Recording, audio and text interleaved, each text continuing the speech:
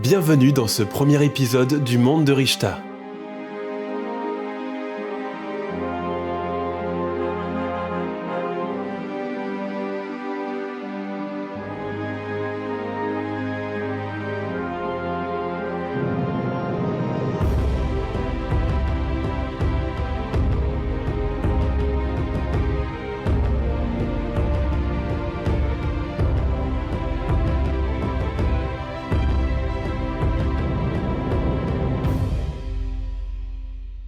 Dans la forêt de la Montance, de nombreux villages humains avaient été construits.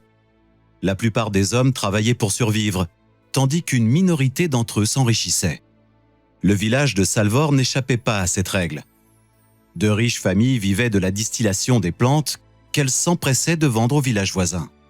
Un jour, la soif de richesse et le manque de sommeil d'un des distillateurs et de sa femme entraînèrent une erreur lors de leur préparation. L'inhalation du mélange empoisonna rapidement une dizaine de Salvorins. Ils moururent tous quelques heures plus tard. Le village étant petit, chaque famille se trouva endeuillée par la mort d'un ami ou d'un proche. À cette époque, Garon, le chef du village, dirigeait Salvor depuis 9 ans. Il avait déjà affronté de nombreuses crises, mais le décès soudain d'autant d'habitants en si peu de temps était peu commun. La perte de cette distillerie représentait aussi un sérieux problème, parce qu'elle était très réputée dans les environs et faisait vivre de nombreuses familles. Après plusieurs jours de cérémonies et de réunions, Garon devait impérativement trouver une solution pour 3 orphelins restants. Il avait convoqué Ténélope, la fille du distillateur et la plus âgée de ses 3 enfants. Garon était dans son bureau en train d'écrire, assis dans son fauteuil couvert de fourrure. Les rayons de lumine disparaissaient, laissant les quelques bougies sur la table et le manteau de la cheminée éclairer la pièce. Des parchemins gisaient un peu partout, enroulés pour la plupart. Le crépitement du feu dans la cheminée qui trouait le silence détendait Garon. Quelqu'un frappa à la porte, mais ne suffit pas à interrompre le vieil homme dans son travail. « Entre, Lança Garon. assieds-toi le temps que je finisse. » La jeune fille ouvrit la porte et l'homme jeta un rapide coup d'œil afin de s'assurer de l'identité de son visiteur. C'était bien Ténélope, vêtue d'un ensemble orangé, dissimulé derrière un tablier passablement usé. L'ensemble s'assortissait à sa chevelure rousse et ses yeux émeraudes. Il l'invita à s'asseoir sur l'un des tabourets face à lui d'un geste de la main. Ténélope entra timidement et s'exécuta. Elle observait l'homme concentré sur sa tâche. Elle évitait de bouger car l'assise grinçait au moindre geste. Garon signa le parchemin qu'il tenait à la main, le relut, puis lança d'une voix fatiguée. « Ma chère Ténélope, la mort de tes parents nous attriste tous. Nous perdons 2 excellents distillateurs, en plus de 2 piliers de notre village. » Il s'arrêta et se leva, se dirigea vers une étagère. Il fouilla dans quelques parchemins, trouva ce qu'il cherchait et retourna à son fauteuil.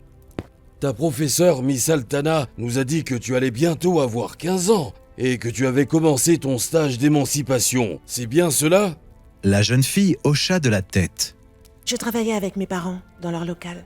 J'y apprenais à distiller et j'étais à la recherche de plantes lors de l'accident. Souhaites-tu toujours reprendre l'affaire familiale ? Ténélope réfléchit avant d'acquiescer. La réponse soulagea l'homme. « Dans ce cas, j'autorise ton émancipation immédiate. Tu pourras ainsi reprendre la distillerie de tes parents et employer quelques habitants pour t'aider. » Garon signa le document qu'il tenait et le donna à Ténélope. La jeune fille était contente, mais le questionna. « Mon frère est encore jeune. Allons-nous être séparés ?»« Non, il sera sous ta tutelle jusqu'à ses 15 ans, mais nous avons un autre problème. » Le sourire sur les lèvres de Ténélope s'estompa immédiatement et sa gorge se noua. « Lequel ?» Tu ne peux pas continuer à vivre dans la maison de tes parents. Nous avons condamné la distillerie ainsi que votre maison qui y était rattachée. Nous laisserons passer plusieurs mois afin d'être certains que toutes les émanations toxiques se soient évaporées. Tu connais sûrement le jeune Wickold. Il est aussi orphelin. Sa chaumière est vide et il pourrait facilement vous loger. Qu'en dis-tu ? Elle réfléchit quelques instants et lut le document que Garon lui avait donné. Son émancipation ainsi que la garde de son frère Trena et de Wickold étaient signés. Garonne, voyant la jeune femme hésiter, s'impatienta. Écoute, Ténélope, je suis fatigué et il est tard. Il ne restait à Wickold que sa mère et elle travaillait pour tes parents. Je trouve donc légitime que tu t'occupes de lui pendant les 3 années qui lui restent avant son émancipation. Si tu acceptes, tu recevras toute l'aide nécessaire pour emménager dans ta nouvelle distillerie et pour t'occuper de l'éducation de Wickold. Et de celle de mon frère. Souligna la jeune femme. Évidemment. Conclut Garonne. Ténélope accepta, satisfaite, et quitta la bâtisse de Garonne, le document à la main. Elle s'empressa d'aller trouver Tréna, qui l'attendait près de la maison qui les hébergeait encore. Elle le découvrit, assis sur un muret, en train de discuter avec Wickold et les interrompit. Vous tombez bien tous les deux. J'ai des choses à vous dire. Elle leur expliqua la situation et le soir même, il dormait dans la chaumière du jeune garçon.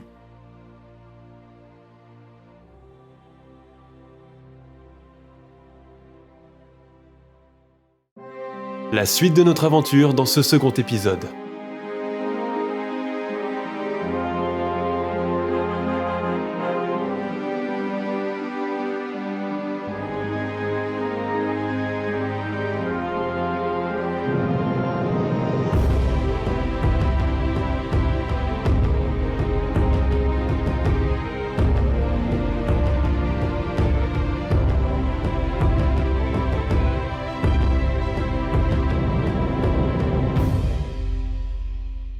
Les années passèrent et le lien entre les 3 enfants s'était renforcé. Ils étaient devenus une vraie famille, prenant soin les uns des autres. Ténélope avait repris la distillerie familiale et elle réalisait aussi bien des lotions médicinales que des parfums. Tréna, souhaitant aider sa sœur, devint marchand lorsqu'il atteignit l'âge de 15 ans. Il sillonnait les villages alentours afin de vendre les spécialités de Salvor, dont une grande partie venait de la distillerie familiale. Le passage de la 15e année était un rituel important pour les jeunes. L'émancipation permettait en effet aux enfants de se préparer à devenir de vrais adultes.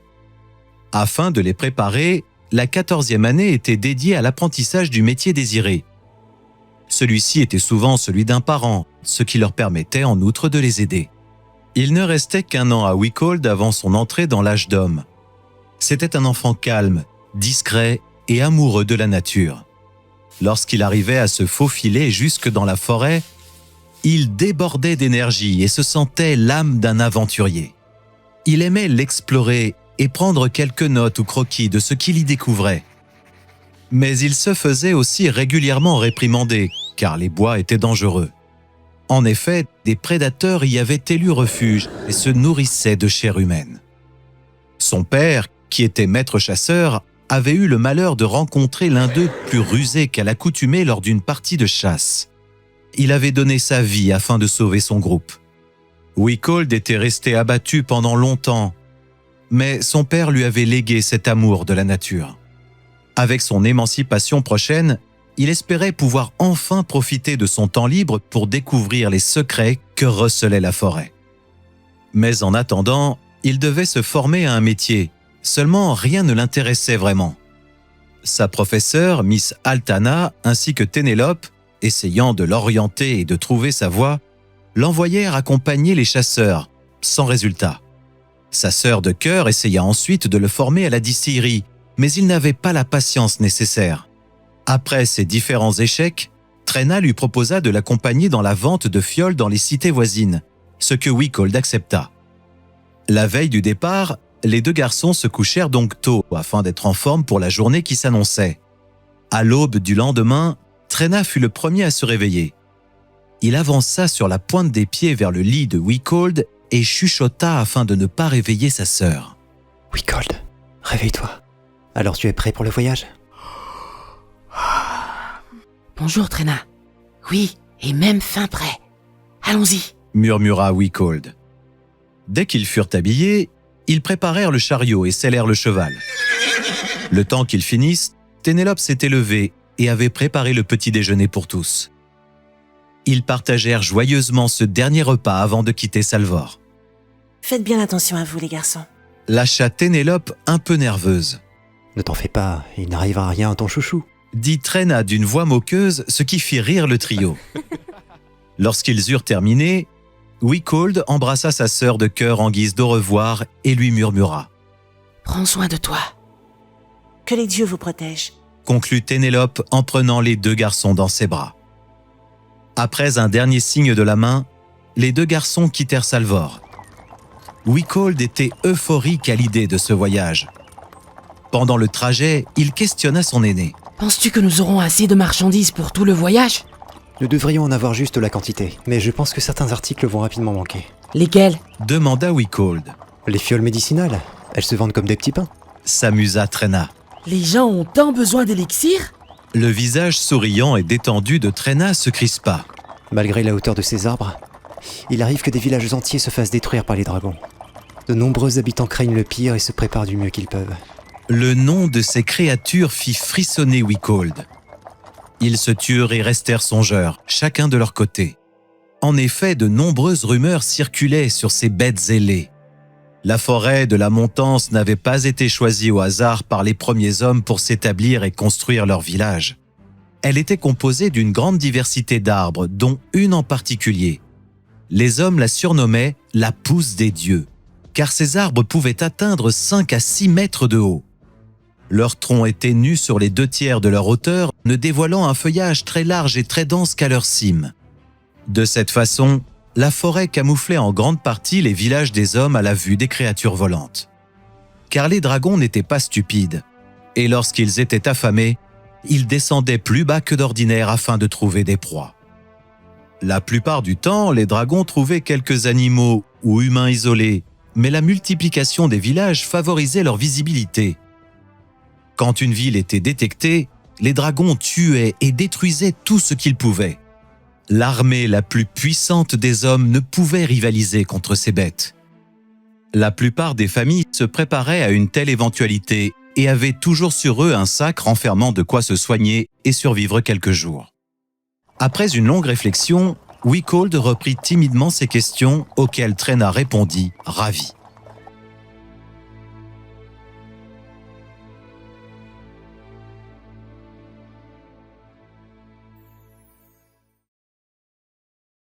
Commençons maintenant ce 3e épisode.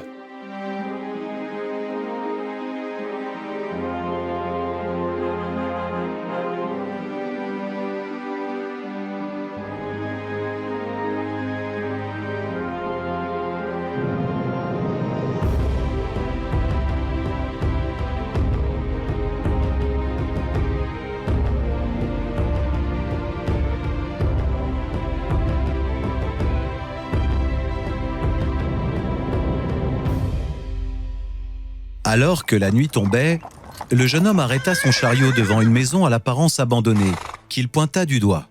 Nous allons dormir ici. Personne ne vit dedans? Pourquoi ne pas dormir à la belle étoile? Demanda Wickold.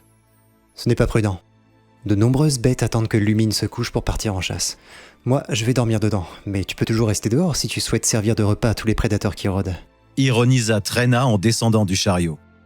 Sur ces mots, il prit sa besace et détacha sa monture, qu'il emmena à l'intérieur de la maison, ce qui surprit grandement Wickold. Le garçon prit le temps d'observer la bâtisse. Les murs de pierre avaient visiblement supporté de nombreuses agressions, mais restaient debout malgré les multiples entailles qui les lézardaient. Il s'avança jusqu'à la porte d'entrée et resta figé devant. Il caressa avec un profond respect les profondes marques qui avaient creusé des sillons. Une porte ordinaire aurait certainement été détruite, mais l'épaisseur de celle-ci, ainsi que les nombreux verrous qui la fermaient, la rendaient sûre. En entrant, il ressentit la fraîcheur de la maison qui était restée dans l'obscurité. Les fenêtres étaient barricadées et seuls quelques rayons de lumière perçaient encore la noirceur du lieu. La porte ouverte permit à Wickold d'apercevoir la salle de vie ainsi qu'une autre pièce où Trena était entré. Il traversa la pièce principale et rejoignit son compagnon. Le haut de la porte entre les deux pièces avait été grossièrement découpé. Il s'appuya contre le chambranle et observa l'intérieur. Ce qui était auparavant une chambre avait été transformé en une petite grange pour les bêtes. Le foin éparpillé au sol laissait entrevoir les marques d'un lit et d'autres meubles qui avaient été présents. Trena brossait son animal. Peux-tu le nourrir et remplir son abreuvoir ? Wickold s'exécuta. Il sortit pour aller chercher de l'herbe fraîche et en garnit la mangeoire. Puis, sur les indications de Trena, il trouva une source non loin pour remplir une gamelle d'eau. Lorsque le garçon eut terminé ses tâches, Trena était revenu dans la salle de vie. Il était à moitié caché par l'obscurité, mais le bruit des silex et leurs étincelles permettaient de l'entrevoir, ainsi que la forme d'une cheminée. Au bout de quelques minutes, de petites flammes naquirent et la pièce s'éclaira lentement, mais resta toujours fraîche. Wichold resta debout et observa la salle, qui dévoilait ses secrets peu à peu. À côté de la cheminée se trouvait une réserve de bûches, et devant celle-ci, des fourrures étaient posées à même le sol. Une table se trouvait dans un angle et c'était le seul meuble présent. Des couverts ainsi qu'une marmite abîmée y étaient posés. Tout était propre, malgré quelques toiles d'araignée et une fine couche de poussière. Trena l'invita à s'asseoir à côté de lui, sur les fourrures, tout en continuant d'alimenter le feu. Il existe de nombreuses maisons comme celle-ci. Ce sont des refuges que les voyageurs utilisent pour s'abriter. Nous avons de la chance, celui-ci est en bon état. Est-ce les commerçants qui les ont construites? Demanda Wichold, assis, les mains tendues afin de se réchauffer à la chaleur des flammes. Non, mais nous les rénovons lorsque c'est nécessaire. Toutes ces maisons ont autrefois été habitées.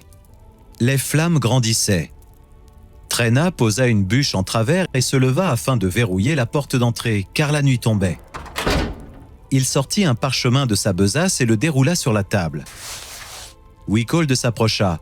Le visage du jeune homme était triste, et d'une voix grave, il dit « Wichold, il est important que tu prennes conscience de la dangerosité de ce monde. Miss Altana nous a toujours mis en garde contre les créatures vivant dans la forêt, et je sais que les chasseurs t'ont appris comment reconnaître certains de nos prédateurs. Ressens-tu la fragilité de notre espèce? Regarde cette carte. » Wichold scrutait chaque détail du document sur lequel était indiqué, au centre, un point rouge avec le nom de sa ville natale. Il y avait 8 autres noms de villes, mais 2 d'entre eux étaient rayés. Partout sur la carte se trouvaient des croix dont il ne comprenait pas la signification. Certaines d'entre elles étaient aussi raturées. Trena attendit quelques instants et pointa l'une de ces croix, qui se trouvait entre Salvor et leur destination, Fluo. Nous sommes là. Toutes les croix sont des refuges. Dans cette région, il doit y en avoir plus d'une 50aine. Mais il faut savoir que pour chacune de ces maisons que nous pouvons occuper, c'est une famille qui a été tuée par des bêtes. Hommes, femmes, enfants ou nourrissons. Ils n'ont pas de pitié et tuent. Ses yeux s'emplirent de larmes contenues, et le son de sa voix montrait toute sa tristesse. Il y eut un temps de pause, puis il reprit en essayant de cacher son émotion. Lors de mon émancipation, je suis parti avec un commerçant de Salvor, et nous avons trouvé les corps de 8 personnes. 3 adultes et 5 enfants. La maison était ravagée par les flammes. Cette famille avait dû se trouver sur le passage d'une telle créature, immense et massive, à en croire les empreintes qui étaient au sol. Je n'arrive pas à effacer ces images de mon esprit. Wichold était ému et passa un bras autour de ses épaules pour le réconforter. Des larmes silencieuses coulaient sur les joues du jeune commerçant. Puis Trena se retourna face à la table et referma sa carte. Merci mon ami. Ce que je veux te dire, c'est que, quel que soit ton choix après ton émancipation, reste vigilant. Ne parle pas de cette histoire à ma sœur, je ne veux pas qu'elle s'inquiète. Wichold hocha la tête en signe d'acceptation. Ils soupèrent en silence, préparèrent leur couche près de la cheminée, puis se racontèrent quelques anecdotes amusantes avant de s'endormir. La nuit fut calme et reposante pour les 2 garçons et rien ne vint troubler leur sommeil.